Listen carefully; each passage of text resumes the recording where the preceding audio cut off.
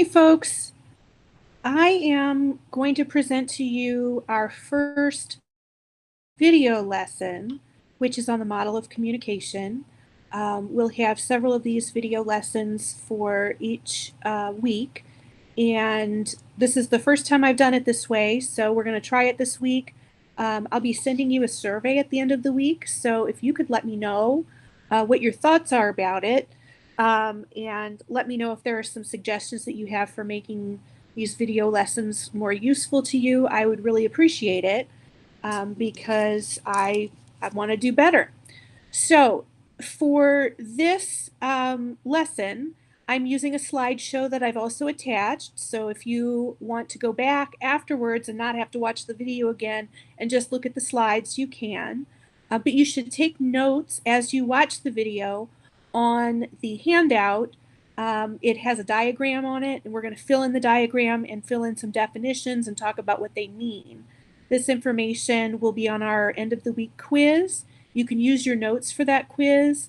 And if you have any questions about any of the material this week, any of the material that's covered in the videos or any of the reading, the assignments, etc., please visit me during my Google Meet office hours or send me an email.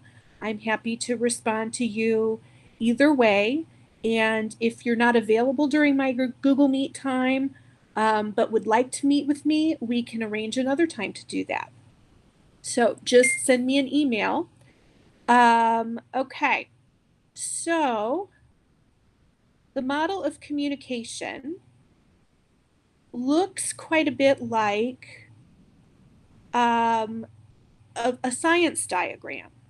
And the reason for that is intentional.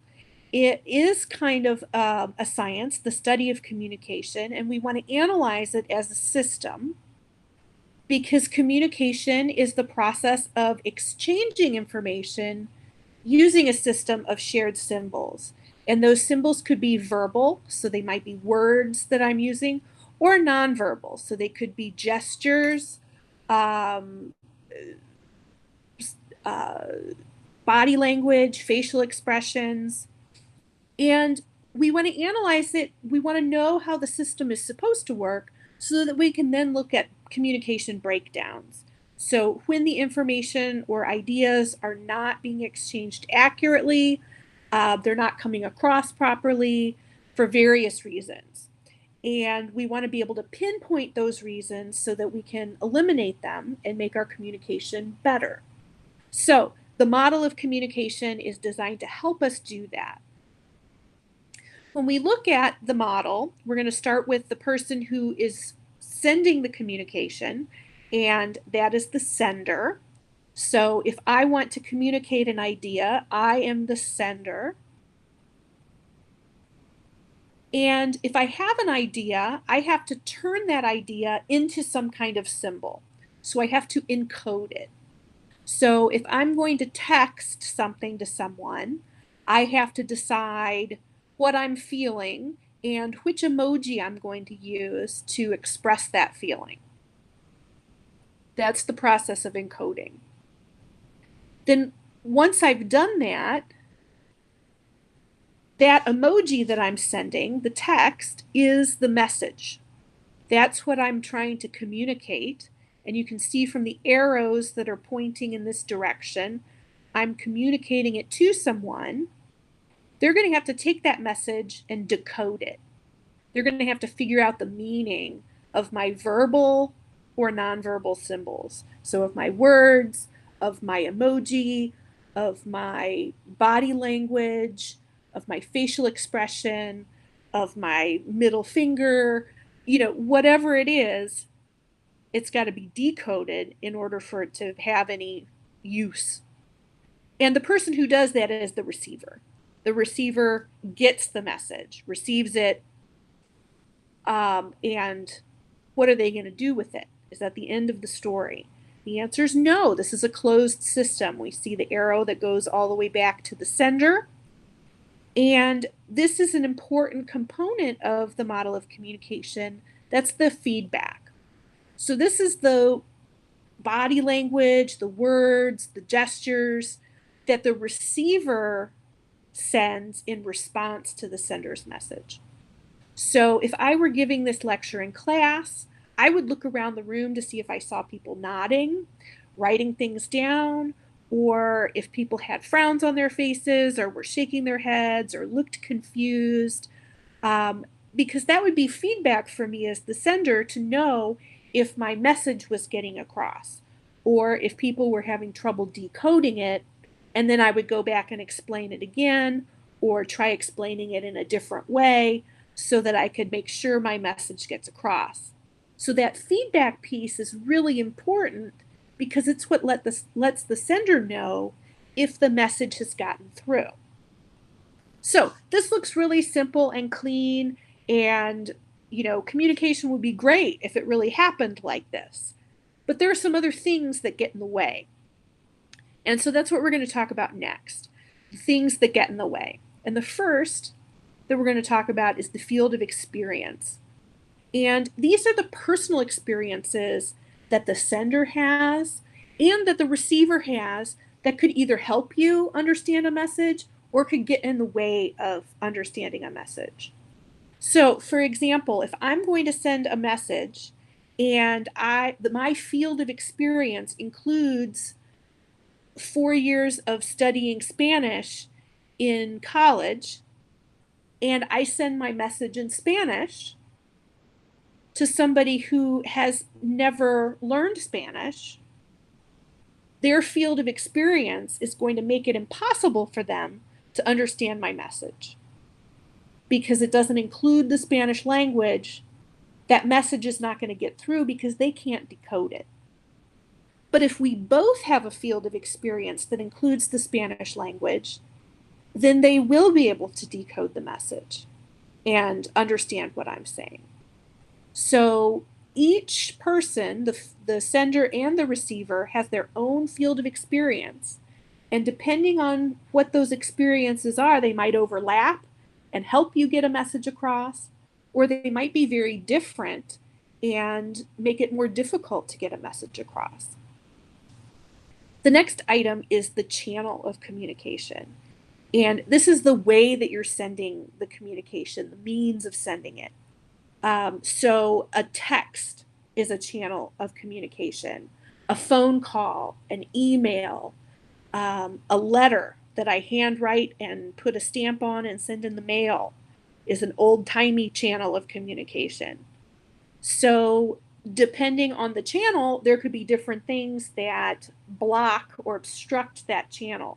So if my phone doesn't have any charge, I'm not going to get a text message until I plug my phone in and charge it up. So if you're sending me a text, that channel is going to be blocked and I won't be able to get the message until I plug in the phone and restore the charge. The next item is noise.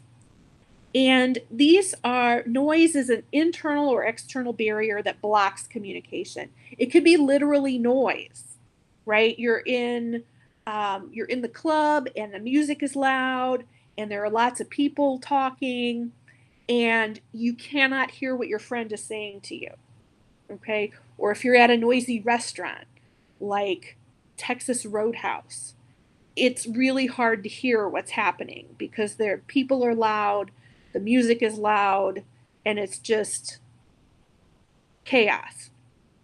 So it could be actual literal noise that makes it hard for you to get a communication.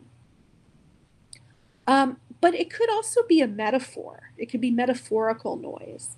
So if I've had a really bad day at school and I've had an argument with somebody, maybe I broke up with my partner, it's just been a really bad day.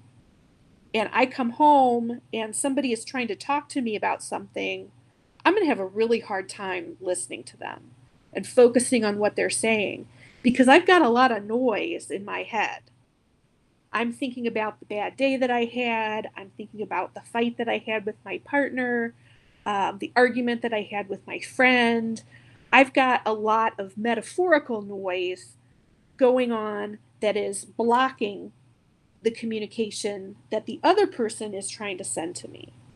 So literal noise, something physical that's blocking the communication, or metaphorical noise, something sort of internal that is preventing you from getting communication. Then our last item is gatekeeper. And a gatekeeper is a person or a thing that regulates or controls a message. Think about like a valve that you turn on and turn off that allows the message to come through. You turn it off, the message can't get through. So, for example, if your internet goes out, you're not going to be able to send an email on your laptop. That gatekeeper, your internet provider, has turned off your ability to send a message. If you have your cell phone confiscated by a teacher during class, the teacher is acting as a gatekeeper. Your ability to get FaceTime messages or calls from your friend has been turned off, at least temporarily. So the gatekeeper is regulating or controlling the message. If there's a moderator on a website that is looking at comments and deciding who, if comments that posters, people make are harassing or inappropriate for the group, the moderator is going to delete those comments. And so that moderator is also acting as a gatekeeper, controlling messages, regulating who is allowed to post messages and the content of what those messages might be. So they're acting as a gatekeeper as well. So you look at our nice, clean model of communication and you add in these other 4 factors as variables, and you get something that looks a lot messier. You've got fields of experience that might overlap, but they might not. You've got internal and external noise. You've got gatekeepers that are turning on and turning off, the ability to send messages. All of this stuff is preventing easy, clear communication from happening. And so it's important for us to remember when we're trying to make ourselves heard that we have to think about these other factors that are in there and try to account for them. So we might want to find out if there's some kind of internal noise, if it seems like we're talking to someone and they're just not hearing us. Maybe we can ask some questions to find out if they've got something else going on in there that's sort of preventing them from hearing us. And maybe we can address that so that then they can hear what we're saying. Or if their field of experience isn't overlapping with us, they just don't get what we're talking about, we might need to back up a little bit and explain something so that then they can really understand our message. So we have to be able to account for these things that are in there affecting our ability to communicate. Okay, so folks, if you have questions about any of the definitions or pieces of this model, please let me know by email or by coming to my Google Meet office hours. You should have taken notes on your handout. You could either type them and submit them directly just via Google Docs through Google Classroom, or if you printed it out and took your notes in handwritten format, you can take a picture and upload the picture, the photo of your handwritten notes so that you'll get credit for having done the assignment. But you'll want to hang on to those notes so that you can refer to them if necessary at for the quiz at the end of the week. All right. See you later.